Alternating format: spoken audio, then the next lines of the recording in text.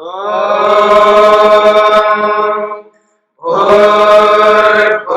स्वः तत्सवितुर्वरेण्यं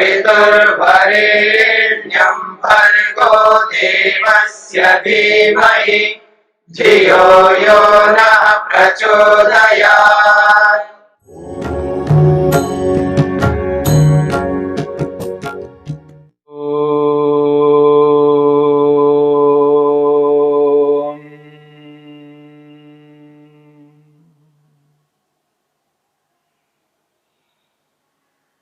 साधन पाद के 5वें सूत्र को लेकर के हम विचार कर रहे हैं।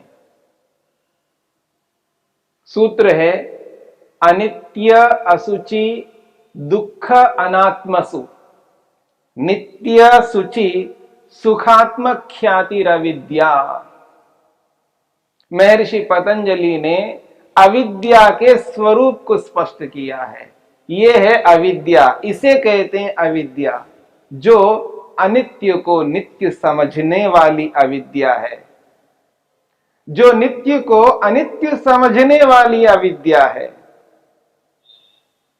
और अशुचि को शुचि समझने वाली अविद्या है, और शुचि को अशुचि समझने वाली अविद्या है। दुख को सुख समझने वाली अविद्या है, और सुख को दुख समझने वाली अविद्या है। अनात्मा को आत्मा समझने वाली अविद्या है, और आत्मा को अनात्मा समझने वाली अविद्या है। इस अविद्या के 4 भेद हैं। अनित्य, अशुचि, दुख, अनात्मा। इनको नित्य, शुचि, सुख और आत्मा समझना। हम विचार कर रहे हैं अनित्य को नित्य समझने के विषय में। दुनिया में जिस जिस वस्तु को हम इन इंद्रियों से देख पा रहे हैं, जो इंद्रियों से दिखने वाले पदार्थ हैं, ये सारे के सारे अनित्य हैं। जब समाधि में बैठ करके आत्मा से आत्मा का अनुभव करते हैं, वो जो आत्मा है वो नित्य है। और समाधि में बैठ करके जब सत्व रज तम का साक्षात्कार करते हैं, वो सत्व रज तम नित्य हैं। और समाधि में बैठ करके जिस परमपिता परमात्मा का दर्शन करते हैं, वो जो दर्शन है प्रभु का, वो जिस रूप में प्रभु विद्यमान है, वो नित्य है। परमपिता परमेश्वर के जितने भी गुण कर्म स्वभाव हैं, वो नित्य हैं।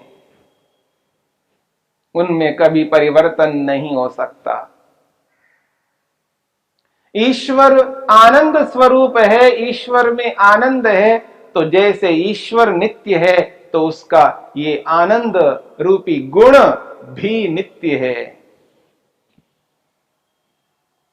ईश्वर न्यायकारी है। ईश्वर जब नित्य है तो उसका न्याय भी नित्य है। इस बात को समझने का प्रयत्न करना। नित्य को नित्य समझना और अनित्य को अनित्य समझना, ये विद्या है। और इसके विपरीत अनित्य को नित्य समझना और नित्य को अनित्य समझना, ये अविद्या है। ईश्वर न्यायकारी है, न्याय ही करता है, तो जीवन में कभी भी ये आना नहीं चाहिए। जीवन में कभी ये विचार उत्पन्न नहीं होने चाहिए कि ईश्वर मुझ पर अन्याय करता है। मेरी बात को समझने का प्रयत्न करना। जिस ईश्वर को हमने न्यायकारी स्वीकार किया है, जिसका स्वभाव ही न्याय करना है, क्योंकि न्याय करना उसका स्वरूप है, उसका स्वभाव है, उसका धर्म है, उसका गुण है, ऐसे ईश्वर को मैं कैसे अन्यायकारी समझूंगा। जिस किसी भी परिस्थिति के उपस्थित हो जाने पर जैसी भी परिस्थिति में, जिस किसी भी काल में, जिस किसी भी अवस्था में मैं ये नहीं स्वीकार कर सकता कि ईश्वर अन्यायकारी है। अगर ऐसा मानूंगा तो नित्य को अनित्य मानूंगा। ईश्वर का न्याय नित्य है तो इसको मैं अनित्य नहीं बना सकता। मेरे कहने से, मेरे मानने से ईश्वर का न्याय अनित्य नहीं हो सकता।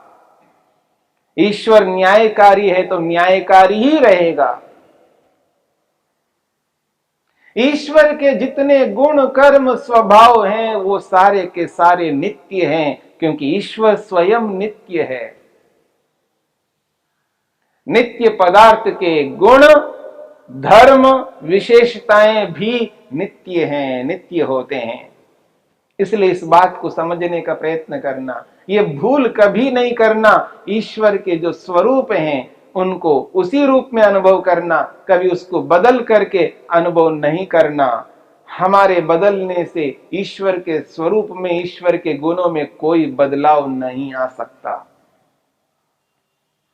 आज व्यक्ति ईश्वर को न्यायकारी मानता है, किसी परिस्थिति में उसी ईश्वर को अन्यायकारी मानने लगता है।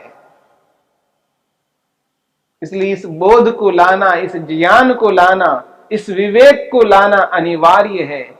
ईश्वर न्यायकारी है तो सदा न्याय करेगा, कभी अन्याय नहीं कर सकता। यदि किसी दिन मैं ईश्वर को अन्यायकारी मानता हूं, ये मेरी भूल है, ये मेरा दोष है, मेरी न्यूनता है, मैं उस ईश्वर को समझ नहीं पा रहा हूं। ऐसा ही मानना होगा, क्योंकि ईश्वर न्यायकारी है तो वो सदा न्यायकारी रहेगा, वो अन्यायकारी कभी नहीं बन सकता। ऐसे ही प्रत्येक पदार्थ के बारे में समझने का प्रयत्न करना है। मैं एक आत्मा स्वरूप हूं, मैं नित्य हूं तो मैं नित्य हूं, मैं अनित्य नहीं बन सकता। और मुझ आत्मा में इच्छा है तो इच्छा सदा रहेगी, इच्छा समाप्त नहीं हो सकती। मुझ आत्मा में प्रयत्न है तो प्रयत्न सदा रहेगा, वो प्रयत्न कभी समाप्त नहीं हो सकता। जो मुझ आत्मा के स्वरूप हैं, जो मुझ आत्मा के गुण हैं, वो वैसे ही रहेंगे। हाँ, जो ऊपर से आए हुए गुण हैं, जो बाहर से आए हुए गुण हैं, वो तो हटेंगे। जैसे मैं ज्ञान प्राप्त करता हूं, ज्ञान मुझ आत्मा का गुण है, यानी ये नैमित्तिक गुण है, किसी निमित्त से प्राप्त हुआ है, और जो निमित्त से प्राप्त होता है वो किसी निमित्त से हट भी जाता है।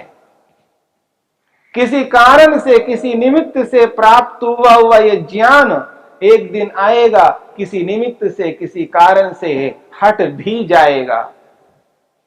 जो आता है वो जाता है, और जो जाता है वो दोबारा आता है।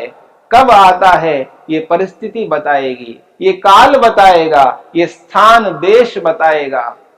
देश काल परिस्थिति ही बता पाएंगे कि कौन आएगा, कब आएगा। पर जो आता है तो वो जाता है, और जो जाता है वो पुनः आता है। इस बात को समझना ये हम सबका कर्तव्य है। इसलिए इस अनित्य को समझने का प्रयत्न करना, अनित्य की जो विशेषता है उसको समझने का प्रयत्न करना, और नित्य की जो विशेषता है उसको समझने का प्रयत्न करना। नित्य सदा नित्य के रूप में ही रहेगा, यही उसकी विशेषता है, और अनित्य सदा अनित्य के रूप में रहेगा, यही उसकी विशेषता है। अनित्य को नित्य के रूप में कभी नहीं बदल सकते, और नित्य को अनित्य के रूप में कभी नहीं बदल सकते। जिस दिन ये विज्ञान, ये विद्या मनुष्य को आएगी, उस दिन व्यक्ति इस अविद्या से ऊपर उठेगा। जब इस अविद्या से ऊपर उठेगा, तब व्यक्ति को ये एहसास होगा, ये अनुभव होगा कि वास्तव में यथार्थता है। यही यथार्थता है, इसी यथार्थता में आनंद है, इसी यथार्थता में सुख है, इसी यथार्थता में तृप्ति है, इसी यथार्थता में संतोष है, निर्भयता है, और इसी यथार्थता में व्यक्ति अपने आप को स्वतंत्र अनुभव करेगा। ये जो बात है, अनित्य को अनित्य मानना, अनित्य को अनित्य मानना, इससे बहुत सारे दुख दूर हो जाएंगे। और जिस दिन व्यक्ति अनित्य को अनित्य मान लेता है तो उसको दुख नहीं होगा, क्योंकि दुख तभी होता है जब व्यक्ति अनित्य को नित्य मान लेता है। उदाहरण के लिए, सामने वाले व्यक्ति को हमने माना है कि ये ऐसा ही करेगा, बस समझ लेना दुख प्रारंभ हो जाएंगे, क्योंकि वो वैसा ही नहीं रह सकता, क्योंकि उसका शरीर वैसा ही रहने वाला नहीं है। उसके शरीर में परिवर्तन होगा, उसके कार्यों में परिवर्तन होगा, उसके चाल चलन में परिवर्तन होगा। जितनी भी क्रियाएं वो करने लगता है, वो सारी क्रियाएं बदलने वाली है। आज एक क्रिया करता है तो कल कुछ और क्रिया करेगा।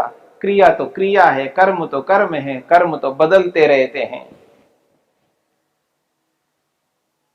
आत्मा नहीं बदलेगा, पर आत्मा का जो व्यवहार है वो बदलता रहेगा। और जिस शरीर में रह करके वो व्यवहार कर रहा है, वो शरीर भी बदलता रहेगा। ये परिवर्तनीय शरीर है, बदलने वाला शरीर है। इसलिए इस बात को समझने का प्रयत्न करना है, अनित्य को अनित्य समझना। चाहे वो शरीर हो, चाहे वो धरती हो, चाहे वो पानी हो, चाहे वो अग्नि हो, चाहे वो वायु हो, चाहे पूरे के पूरे ब्रह्मांड में दिखने वाले जितने भी पदार्थ हैं, जो दृष्टिगोचर में आने वाले पदार्थ हैं, जो दिखाई दे रहे हैं, वो सारे के सारे पदार्थ अनित्य है। इन अनित्य पदार्थों को अनित्य ही समझना और अनित्य समझ करके उनके साथ वैसा ही व्यवहार करना जिससे दुख उत्पन्न ना हो। दुख अविद्या के कारण उत्पन्न होता है, याद रखना। दुख अविद्या के कारण से उत्पन्न होता है, ना समझ के कारण से उत्पन्न होता है, अज्ञानता के कारण से उत्पन्न होता है। क्यों? उल्टा जाना जा रहा है, विपरीत जाना जा रहा है। और ये जो विपरीत जानना, उल्टा जानना, यही दुख का कारण है। आज जहां जहां व्यक्ति जिस जिस स्थिति में दुखी हो रहा है, उस दुख के पीछे एक बहुत बड़ा कारण है अनित्य को नित्य समझना और नित्य को अनित्य समझना। जिस दिन ये स्थिति हमारे जीवन में से हट जाएगी, इस स्थिति को हटा देंगे, उसी दिन हम सुखी हो जाएंगे, क्योंकि वहां विद्या आ जाएगी। अविद्या के हटते ही विद्या आ जाएगी, क्योंकि एक समय में कोई ना कोई स्थिति रहनी है। यह तो विद्या रहेगी या अविद्या रहेगी। बिना विद्या के, बिना अविद्या के आत्मा आत्मा के रूप में नहीं रह सकता, अर्थात आत्मा खाली नहीं रह सकता। आत्मा को तो ज्ञान चाहिए, ज्ञान से ही तो व्यक्ति प्रसन्न रहता है, शांत रहता है, तृप्त रहता है, आनंदित रहता है। ज्ञानान मुक्ति कहा, ज्ञान से ही तो व्यक्ति मुक्ति को प्राप्त करता है, ज्ञान से ही व्यक्ति सुख को प्राप्त करता है। यदि वो ज्ञान अज्ञान के रूप में बदल जाए तो वही दुख का कारण बनेगा। इसलिए इस बात को समझने की चेष्टा करनी है। ये जो अविद्या है, इस अविद्या के स्वरूप को अनुभव करना है। मुझ में अविद्या है, इस बात को स्वीकार करना है। व्यक्ति अपनी मूर्खता को स्वीकार नहीं कर पाता, अपनी अविद्या को पहचान नहीं पाता, अपने आप को मूर्ख अनुभव नहीं कर पाता। मेरा यह अभिप्राय नहीं है, सर्वांगीण दृष्टिकोण से हम मूर्ख हैं, अज्ञानी हैं। मैं यह नहीं कहना चाहता हूं। मैं यह कहना चाहता हूं, जिस विषय में अविद्या है, जिस विषय में मूर्खता है, उस विषय की मूर्खता को समझना हमारा कर्तव्य है। और जहां वो मूर्खता है, उस मूर्खता को हटाना हमारा कर्तव्य है। क्योंकि कहीं ना कहीं हम उस अनित्य को नित्य मान बैठे हैं और उस नित्य को अनित्य मान बैठे हैं। इस विषय को, इस परिस्थिति को अनुभव करना है। किस किस स्थान पर, किस किस विषय में, किस किस प्रसंग में मैं अनित्य को नित्य मान रहा हूं, इसका बोध करना योगाभ्यासी का कर्तव्य है। ये जो अनित्य को नित्य मानने वाली स्थिति है, इतनी व्यापकता से फैली हुई है, इसको समझना पड़ेगा। कहां कहां पर मैं अनित्य को नित्य मान रहा हूं और कहां कहां पर नित्य को अनित्य मान रहा हूं। ये जो अविद्या है, इतनी व्यापक रूप से विद्यमान है। इस व्यापकता को, इस अविद्या की व्यापकता को अनुभव करना है। और ज्यों ज्यों व्यक्ति क्रिया योग को अपनाता जाता है, त्यों त्यों ये अविद्या समझ में आने लगती है। जब व्यक्ति को अविद्या समझ में आने लग जाएगी, बस उस समझ को बनाए रखना है। और जहां जहां पकड़ में आ जाए कि ये अविद्या है, जिस अनित्य को मैं नित्य मान रहा हूं, उसी को हटाना है। बस ये जो स्थिति है, ये जब तक अपने जीवन में नहीं आएगी, तब तक हम अशांत ही रहेंगे, अतृप्त ही रहेंगे, असंतुष्ट ही रहेंगे, भयभीत ही रहेंगे और परतंत्रता में ही जिएंगे। इस परतंत्रता को हटाना है, इस अशांति को हटाना है, तो इस अविद्या को समझना है। अनित्य को नित्य मानना ये हानिकारक है और नित्य को अनित्य मानना घातक है, हमारे लिए दुखदाई है। ये व्यक्ति जब अपनी मूर्खता को, अपनी अविद्या को अनुभव कर लेता है, एहसास कर लेता है, तब व्यक्ति अपनी मूर्खता को दूर करने के लिए उद्यम, मेहनत, पुरुषार्थ करेगा। जब व्यक्ति को यह पकड़ में नहीं आ रहा है कि मैं कहां पर अविद्याग्रस्त हूं, तो वो व्यक्ति उसको हटा नहीं पाएगा। जब वो शरीर को लेकर के, स्वयं के शरीर को लेकर के, माता पिता के शरीर को लेकर के, पति पत्नी के शरीर को लेकर के, बच्चों के शरीर को लेकर के, जिस किसी भी शरीर को लेकर के ये एहसास करना है कि जितने भी शरीर है सब अनित्य हैं, इनको मैं कहीं नित्य तो नहीं मान रहा हूं। यदि मान रहा हूं तो उसको मैं परिवर्तित कर लूंगा और अनित्य को अनित्य मान करके चलूंगा। हाँ, सुरक्षा करूंगा जहां तक मेरा सामर्थ्य है, जितनी मेरी शक्ति है, जितनी मेरी योग्यता है, जितना मेरा ज्ञान विज्ञान है, जितने मेरे पास साधन है, उन सबको लगा करके इस अनित्य शरीर की सुरक्षा करूंगा। सुरक्षा करने पर भी इसमें कुछ हो जाए तो दुख नहीं उठाऊंगा, दुखी नहीं होऊंगा। यही अनित्य को अनित्य समझना है। इस बात को समझ करके हमें चलना है, तभी इस अविद्या से बच पाएंगे।